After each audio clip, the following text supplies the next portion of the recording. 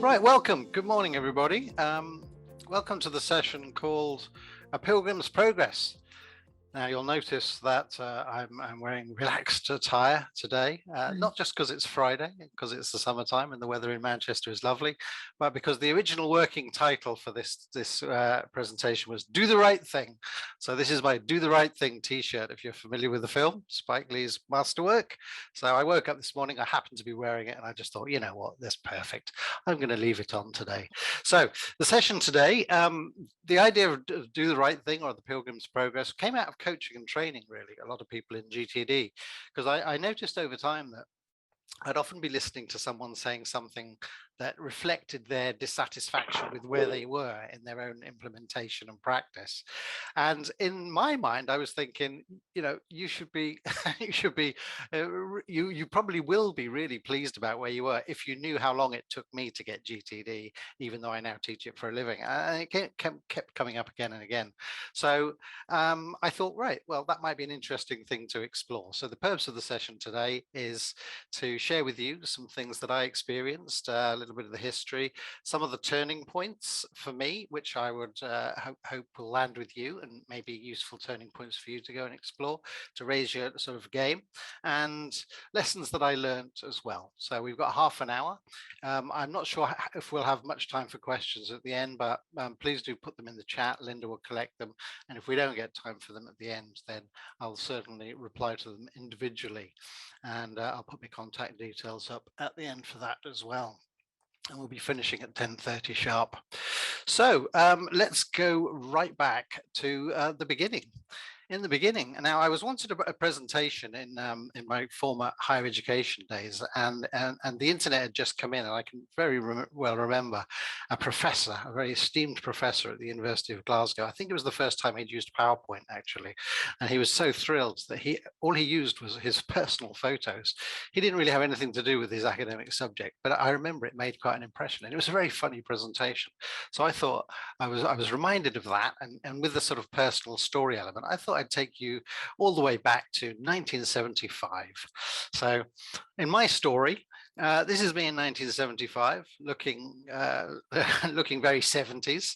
That was in the back garden of a place called Rawton in Wiltshire, and there was an airbase there. My folks were in the RAF Air Force, and we'd just fled Cyprus, where a war had broken out.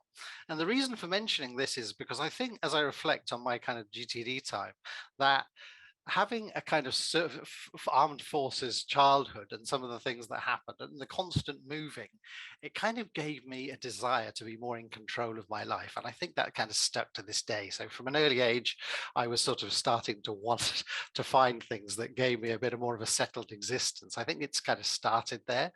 Fast forward about 10 years, this is me at boarding school. All right. There's me in the back row next to Dave on the left, my best man at the wedding. And the reason for showing this was because, again, there was things that I reflect on now that were showing up already then that told me that actually doing this for a living is kind of what I was always destined to do. And I remember when I was at school, I kind of had a reputation for always being very calm, very relaxed, and sometimes for being a bit lazy. All right. And I can remember going back to my school some years later, and someone could still remember me as the guy who got an A5 in Latin, I think it was. And A5 meant you're probably going to get an A, but you're lazy as hell. All right. And this was unprecedented, apparently. And I didn't really understand that. I never really understood it at the time, because I kind of work quite hard. I start work quite early. I'm really focused, and I wouldn't be doing this if I wasn't really kind of focused on output and achievement. But I had this kind of reputation. Now, what I realize now is that actually I wasn't lazy. I was just a GTD trainer, all right, right from the start. And if you meet David Allen, he will tell you the same thing. He seems to love telling people that he's lazy. And I don't think it's true at all. I think it's rubbish. He's not lazy. He's just obsessed with finding the best ways to do things in the most quick and easy and elegant way, so he can do more stuff and have a nicer life and just feel more relaxed. It's not laziness. All right. Fast forward even further. Here's me in my first job. As you can see, this is starting to get into teaching. This is me teaching in Japan. You know, arduous job, as you can see. This was when I kind of first met technology. And I can vividly remember in 93, somebody offered me an email account. And I famously said, no, thanks, it won't catch on. And fortunately, I must have been distracted at the time. Who knows why I was so distracted. But I did eventually kind of get into technology, got into e-learning, and came back, and I started to work for Sheffield Hallam University and the Open University. I know there are a few people on the call from there. I was working there, and I was in the e-learning team and starting to work in technology and in the area of helping people get things done better with technology. And my life was starting to get more complicated as well. Here's Oscar, Louis, and Yanni. And I became a prime candidate for this book, all right, because life was just getting bigger, all right. And you often find in this game that people come through the door when their life's gotten bigger than their tools and their kind of capacity. Now, confession number one, I didn't find GTD through this book. I found it through a different book. There was a guy called John Hemingway, who was our CIO, and he sort of said, we ought to be teaching people something to be more productive. So I went off, did some research, and found a Microsoft book. I couldn't find it, unfortunately, but it was the first place that I started seeing these ideas, and it led me to getting things done fairly soon afterwards. And I was inspired, I was like, this is the ideology I can embrace. Everything he's saying, that's how I want my life to be. So I connected with it straight away, and I had a go. All right. And that brings us to the first implementation. So we were an Outlook shop, and I got my first lists. So here's Outlook, what the lists look like back in the day when you primarily used to use categories to make lists. Only, and you can see on there the classic kind of context-based approach of GTD. You've got your agendas list, you've got your calls list, etc. Mine didn't look like that for quite a long time. Mine looked much more like this. And this is the Eisenhower matrix, which I think I got from Stephen Covey's book. And Covey and GTD have a connection, but I didn't really see it at the time. And for a long time, this is what my system looked like. But I thought I was killing it. I thought I was just doing so much better. I felt different. I thought that I was really much more on top of things.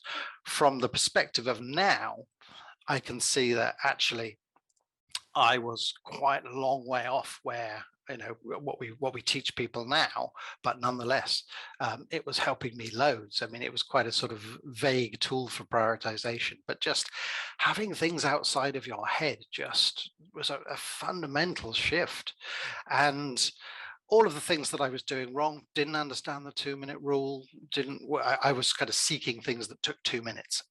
That's not really what it means, but it felt useful. I was really vague on next actions. That's our number one video on YouTube, is about being too vague on next actions. I had no someday maybe list. I didn't have a projects list, and I didn't have higher horizons. But I felt that I was doing so much better with things, so much so that I started teaching it to others. This is confession number two, because it's probably illegal and against copyright. But I started to do a thing, just sharing with colleagues, just for the common good, as you do in education. Started to teach a session on away days and so on. And it basically just showed people how to make tasks in Outlook from their email. And for a lot of people, that was just magic dust. I mean, it was crazy. People would say, it's changed my life, just seeing that tool there. And I still, when I go back there, sometimes I go for a drink with my old boss, that kind of thing, and I see people there, and that's still famous as the Tame Your Inbox guy. So that's kind of how I got started. And I wanted to share with you what I see as the turning points along the way. And as we go through this, if they resonate with you, then make a note, because you're all good GTDs. And see whether there could be something here which is your next sort of step to come back and firm things up, or maybe try something that you haven't tried yet. So the first turning point was when I read an essay by David Allen, all right, and it was about projects. Now, David Allen says that his mission in life is to create a world where there are no problems, only projects. And I didn't really understand what that meant until I read his essay, and there was one example in it which just really clicked for me. And after I read that, I started to get loads more out of what I was doing. And the example was an example of what he said a project was. And he said that something like My sister-in-law owes me money could be a project. Now, the reason why is because it's something that's on your mind because it's not the way that you want it to be. And when I heard that, a whole new door opened and I thought, wow, I'm really underusing this. Actually, anything could be a project and I could just start to get so much more. So there was a shift there for me. And and now I obviously have a good understanding of that, and it connects in with what we often say to people about GTD, which is that the definition of work in GTD isn't something you get paid for that's carried out in an office. It is simply anything in your world that is not the way that you want it to be. That's work, because it opens up the opportunity for you to use some of the tools of GTD to start to do something about it. So if that's something that's not occurred to you, I'd encourage you to take that example and just start to sort of see the world around you in terms of what's not the way I want it to be. Because a lot of things are projects, really. They're not intractable problems, and maybe you don't think of them as projects, but in GTD terms, we have the tools to make things different. You just got to point them in the right direction. So that was the first thing. The second thing is the natural planning model. Now, I think probably a lot of people on this call might well be people who've done level one. If you've done level two or level three, or if you've been coached, you've probably come across the natural planning model. But for me, it was a long time before I ever saw that, because I didn't even get trained for years. In fact, confession number, where are we up to? 3. I once sent members of my team on a training course at GTD, and I didn't even go myself because I thought I knew it all. You know, it's just crazy and embarrassing to admit. I didn't know the natural planning model. And now I think this is the great hidden sort of secret. It's one of the great hidden secrets of GTD. It's a tool that you use to help you develop your thinking, especially at the start of a project, when you recognize that the project maybe has a few different moving parts to it. Maybe it's something new, you haven't tried it before. If you've tried something before, it's often enough just to decide the next action and the outcome, and the rest will be relatively straightforward, and it's just sequencing. But if something's totally new, you've been asked to do something, you've just got no idea, you have to be able to, at some point, flesh out and get the thinking out about what you want to do and have a way of organizing that. The natural planning model is the thing that helps you to do that. As the name suggests, it's taken from what we naturally do, but it codifies it, it gives you a structure. And I think of it as like the Swiss Army knife. It's the thing that you can often take out when there's a little bit of vagueness about something, and you just want to eradicate that vagueness and get clear on your thinking. So it's level 2, it's level 3, but if you just want to know about it, it's chapter 3 in the book.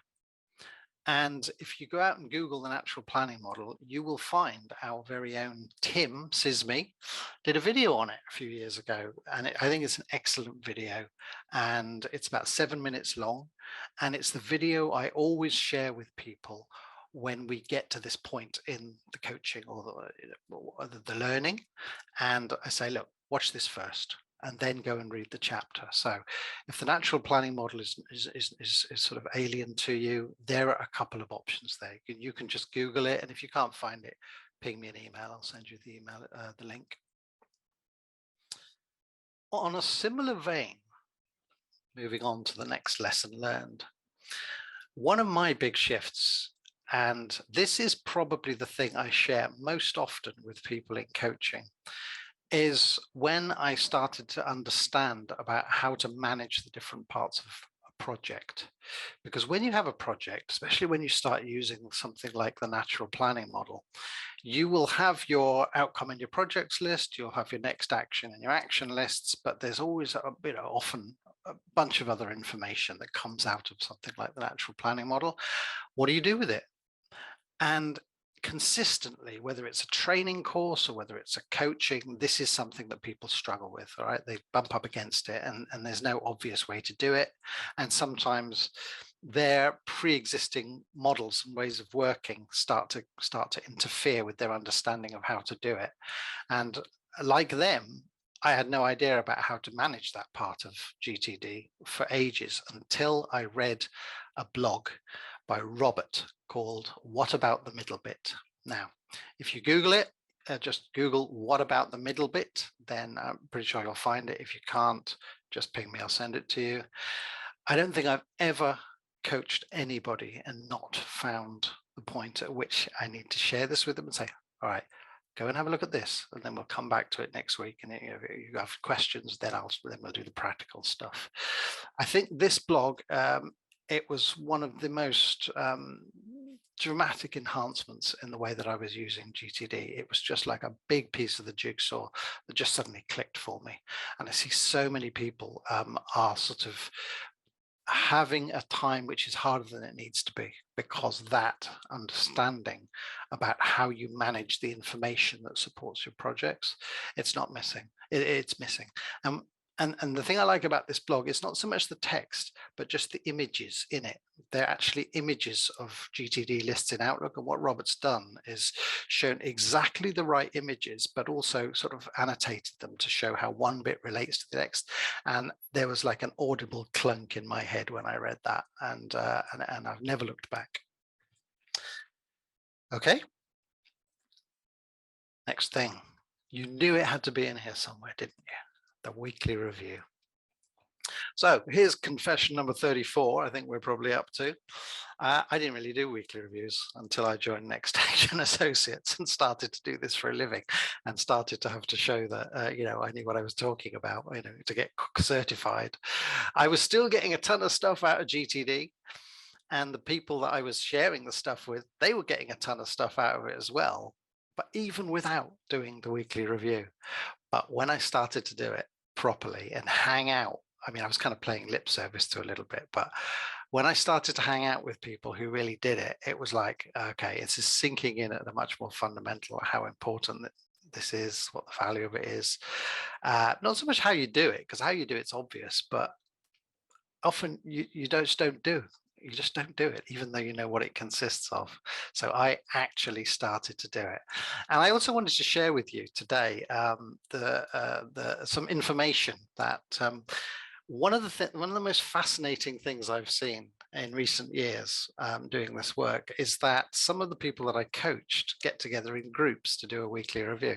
I can see some of them on the call. I won't say who, but you know who you are.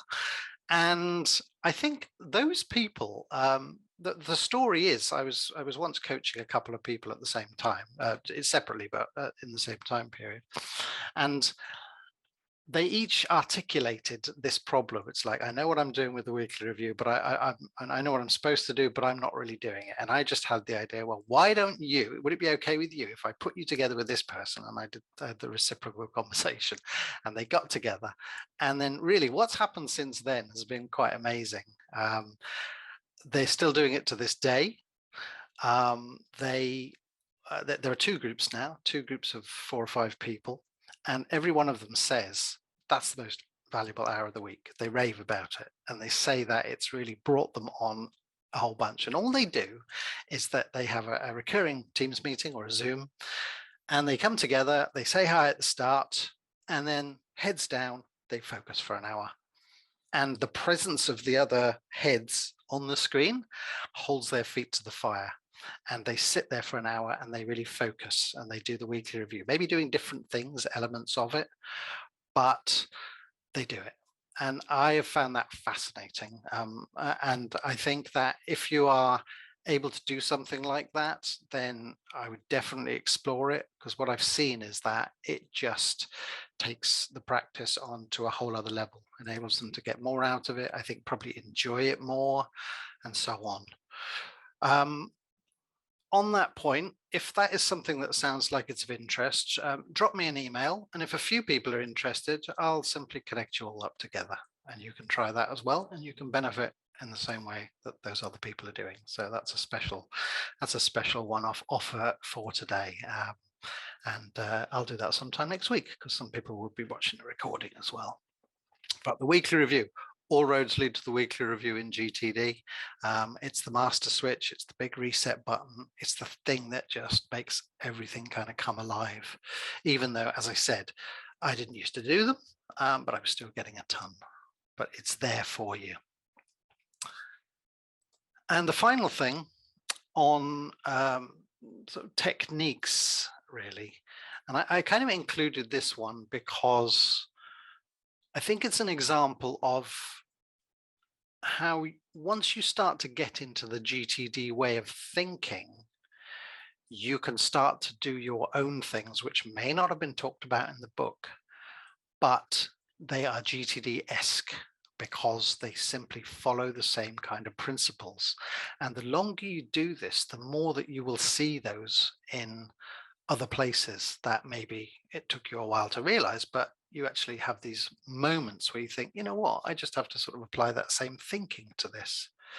So this is an example. Ring the alarm. It's also the title of a blog I wrote about this, if you want to go and find it on our website. This is the number one thing that I do. It was which I think most accounts for being really focused and productive when I am. And this actually was something which developed after quite a while into my GTD journey. I was sort of already doing it properly, but when I started to do this, things moved on another level. And it's a very simple thing. It is simply the practice of looking at the calendar first thing in the morning, looking at all the meetings and setting an alarm about 10 minutes ahead of each one. Now, for that 2 minutes of investment of time, what it gives back is the ability to not have to keep looking at the calendar or even thinking about it for the whole of the rest of the day. So focus is real focus. It's just like, I'm not even going to think about it until I hear that next alarm. And of course, it has the advantage of being on a phone that even if I'm, away from the desk, it's still trustworthy.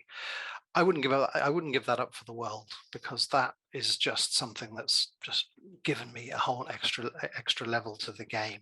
But it is just an application of the same thinking that you see again and again. Externalize things, get your system to remind you when you want to be reminded and not before. And often a lot of the problems that you come up with in GTD, or the enhancements that are on offer, are simply moments when you take that broad set of principles and apply it in different and new ways. And that's one of them. Okay, I'm just conscious of the time. We might get a couple of minutes for questions if we have them. So I just wanted to sort of wrap up with some just sort of general messages, really. And the first one is start where you are. Okay, I think wherever you are with GTD is a good place to be for you. All right, don't compare yourself to other people. Don't compare yourself to what's in the book. Take what is useful for you and use it, but also just recognize that that is a good thing for you, and the rest will come in time. Don't ever beat yourself up because you're not doing something in GTD. You will use what's most helpful for you. Having said that, also be open to ways that you can continue kind of getting a little bit of a nudge here or there and keep on learning, because GTD, it is something which is a lifelong practice. We're all still learning. We're all still finding those moments where we see new ways to enhance something, and we're always making things better if we can.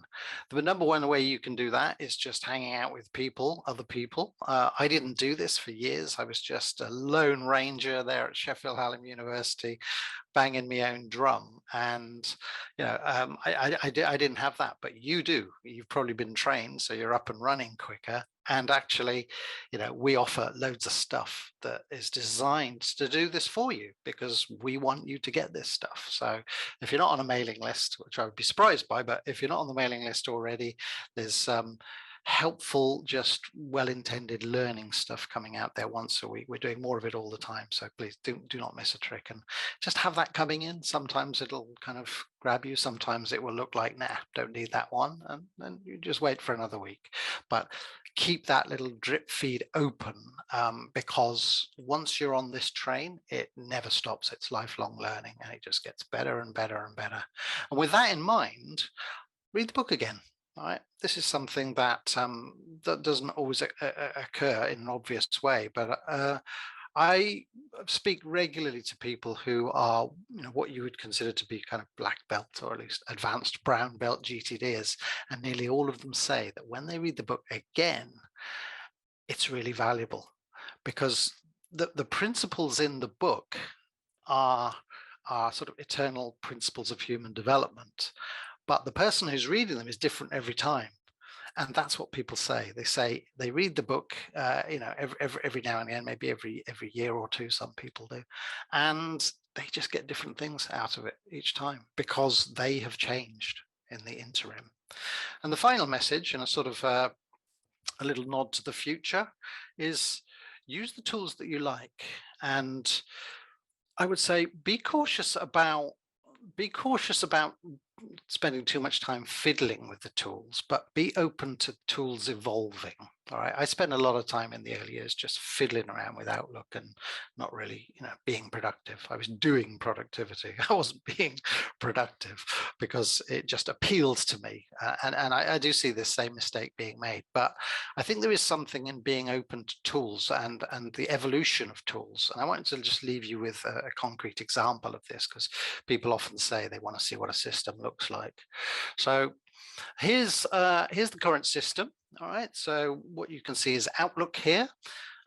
This is Outlook for Windows. Been using this for years now and quite like it. It's kind of connected into email, calendar, and the shortcuts just make you go really quick once they're kind of second nature to your fingers. So this is actually the calendar view, and then the lists are visible. So it presents quite a nice kind of dashboard of everything you need to see to navigate the world. And the lists are relatively straightforward, all right? Just some simple contexts which tell you where I spend my time. And actually, often your system doesn't have to be that complicated. I think that's a trap that some people have fallen into, and I've fallen into it many times, making the lists longer and trying to come up with subtle, clever ways that seem like a good idea when you're sitting there focused on sort of systems analysis, but then in the middle of a busy Wednesday the following week, it's like, what the hell does this system mean? So you probably will find, and you may have already found, that too much fiddling is a bad thing, and you often always settle back towards simple. But eventually you find that, if your life is fairly sort of stable, it comes back into the same kind of structure. So this is where I'm at the minute. Soon, though, you'll find that Microsoft, in their infinite wisdom, are going to be giving us another tool based on 365. It's going to be much more web-based. It's coming soon to a cinema near you. It won't be a problem for you because you understand the sort of broader principles of GTD. So it's just a little bit of an adjustment in terms of getting up and running. It's like, you know how to drive, so you can just change a car and you just get used to it after a little while. But my actual personal experience of this so far, having tested it, is that it's kind of slowed me down a little bit. Just the fact that it's web-based, the fact that the shortcuts aren't quite as slick as they have been. And I think that's something to watch out for you, is like, if you have to change systems, and if maybe because you've changed job or because Microsoft have done this, if you have to change systems at any point in the future, which you probably will, if you find that it sort of slows you down, that is going to get to you. All right, your system's got to be able to operate at the speed at which you've become accustomed to thinking. So look out for those times. Don't live with it if you find that happens to you, because it just puts a bit of a drain on your whole sort of practice if your tool changes and you don't like it anymore. In my case, it's encouraged me to move on to using something called Obsidian as a main tool now. Just a quick screenshot here. It's a smart note-taking tool which has been pimped in order to make lists, and it just sort of operates at the speed of Outlook for Windows. It's just much quicker and easier to navigate, and it has a big richness to it, and notes can be connected together. So I could see around the corner that 365 is going to come and slow me down. So I've kind of tried to get ahead of that and start to put in place things that will help me to keep the speed up, because I do not want to be frustrated against my will at some point in the future. So let your tools evolve. So we're at time. Just two final words.